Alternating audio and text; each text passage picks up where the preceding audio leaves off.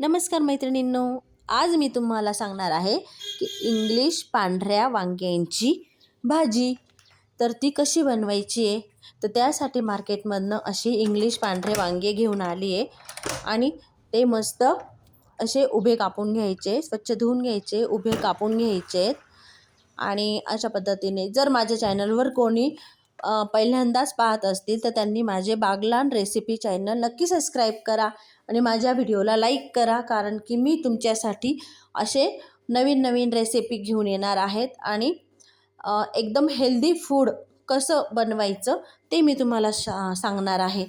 तर त्यासाठी मी अशी उभी वांगी कापून घेतली आहे, बटाटे कापून घेतले आहेत, थोडेसे टोमॅटो, गाजर, कोथिंबीर अशा पद्धतीने आणि कांदा हा मी उभा कापून घेतलेला आहे.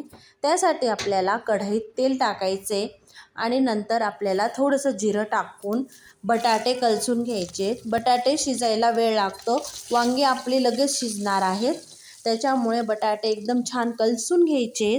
नंतर त्याच्यामध्ये आपल्याला कांदा टाकायचा आहे. कांदा पण छान कलसून घ्यायचा.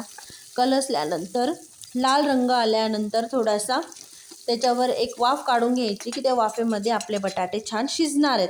तर आपण झाकण ठेवून आणि एक वाफ काढून घ्यायची आहे. त्याच्यानंतर त्याच्यामध्ये आपले गाजरचे तुकडे टाकायचे आहेत, ते पण छान कलसून घ्यायचे आहेत. आणि नंतर आपण त्या लांब फोडी केलेल्या वांग्याच्या त्या टाकायच्या आहेत. त्या सर्व छान मिक्स करून त्यांची एक वाफ काढून घ्यायची की आपल्याला वाफेवरच शिजवायचे की जास्तीत जास्त छान लागतात.